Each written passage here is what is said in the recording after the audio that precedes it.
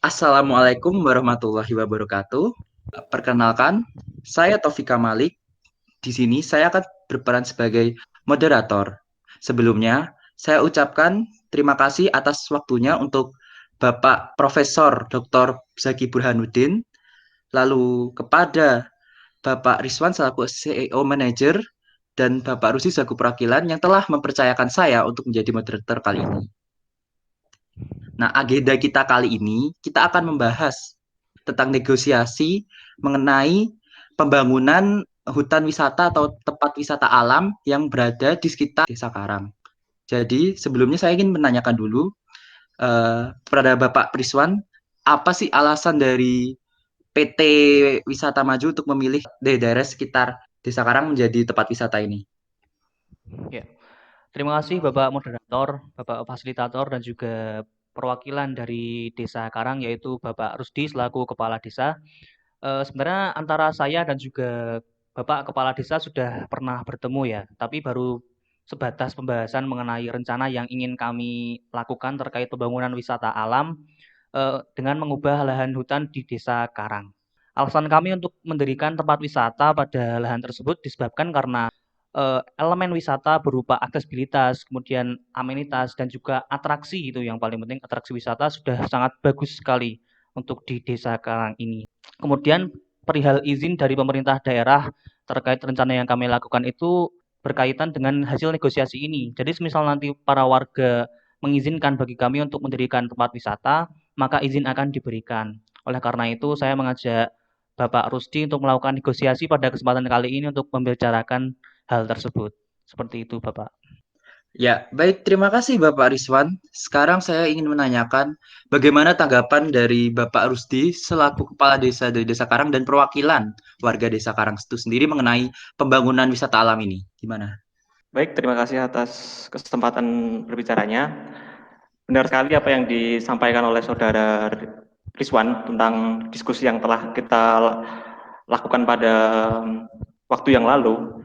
Dan dari pihak Desa Karang sendiri itu juga sudah melakukan diskusi terkait pembangunan wisata alam tersebut, dan sebagian masyarakat pun ada yang menyetujuinya dan ada yang tidak, karena bahwasannya tahun 2012 pernah terjadi bencana alam akibat pengkonversian suatu lahan hutan yang dikonversi menjadi ladang bagi masyarakat. Tetapi di sisi lain, masyarakat itu mengharapkan adanya objek pariwisata yang dapat menunjang perekonomian mereka. Oleh karena itu, dalam negosiasi ini kami mengharapkan adanya syarat pekerja yang direkrut dari masyarakat kami seminimalnya itu 50%. Baik, terima kasih atas kesempatannya. Oke, terima kasih Bapak Rusdi. Nah, menurut tanggapan Bapak Rizwan bagaimana? Oh ya, jadi tadi terkait historis bencana tanah longsor ya, kami dari tim juga sudah pernah apa ya istilahnya itu menganalisis dan juga meneliti tentang bencana alam tersebut dan kesimpulan yang kami dapatkan adalah pada saat itu eh, penerapan ilmu KTN-nya itu belum ada, Pak. Sedangkan untuk pembangunan wisata alam yang kami canangkan itu kami sudah merencanakan bahkan hingga ke penerapan ilmu konservasi tanah dan juga air. Jadi kami akan membuat tempat wisata yang meminimalkan dampak terhadap lingkungan terutama terhadap bencana-bencana yang bisa terjadi itu. Kemudian untuk tentang penyerapan tenaga kerja itu dari kami sudah merencanakan Pak, ada sekitar 40% tenaga kerja yang kami canangkan untuk warga lokal. 200 orang dari 40% kan berarti 80 orang. Itu penawaran yang kami berikan terkait tenaga kerja. Baik, terima kasih Bapak Rizwan Ramadan atas pendapatnya. Sekarang karena kita untuk memperdalam dan mendalami tentang kasus ini dan melihat dari beberapa sisi, kita harus menanyakan ini ya, afdolnya untuk menanyakan pada narasumber kita atau fasilitator kita. Jadi kami persilakan untuk Bapak Profesor Dr. Zaki Burhanuddin, SUMN, selaku pengamat dan pembangunan lingkungan. Waktu dipersilahkan. Oke ya, jadi ya dari saya melihat, saya tahu bahwa Desa Karang ini memang sangat berpotensi untuk dijadikan satu objek wisata gitu. Melihat landscape-nya sendiri yang sangat menarik gitu. Saya sendiri datang ke sini langsung pertama, wah sangat indah dan sangat berpotensi lah untuk jadi tempat wisata.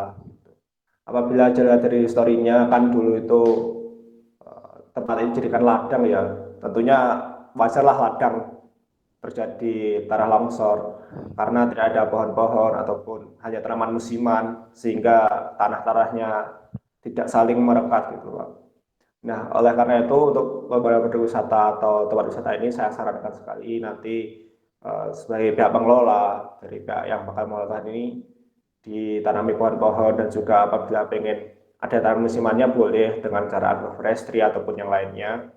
Dan juga jangan lupa untuk menerapkan teknik KTA, yaitu konservasi tanah dan air, seperti tadi yang sudah sampaikan Pak Rizwan kan, membuat terasiring ataupun guludan, dan ada perhitungannya berapa persen dari kemiran ini nanti bisa dibuat terasiringnya gitu Pak.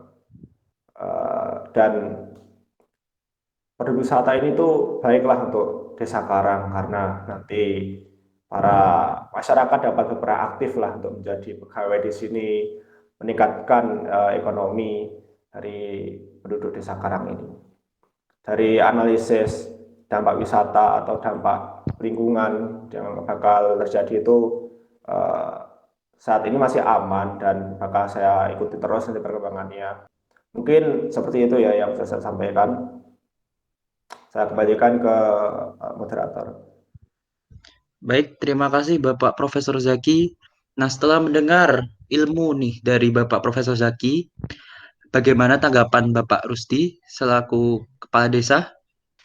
Baik, terima kasih atas argumen yang telah disampaikan oleh Saudara Rizwan dan Profesor Zaki. Saya mewakili dari Desa Karang itu menyatakan setuju atas negosiasi ini dan semoga apa yang menjadi kecemasan kami pun dapat tertanggulangi oleh pembangunan pariwisata alam ini. Terima kasih atas kesempatannya. Baik, terima kasih. Berarti kesimpulan yang bisa kita ambil bahwa negosiasi pembangunan wisata alam sudah disepakati. Oleh karena itu, saya Taufika Malik sebagai moderator kali ini mohon undur diri dan mohon maaf apabila ada salah kata dalam memediasi ini. Wassalamualaikum warahmatullahi wabarakatuh.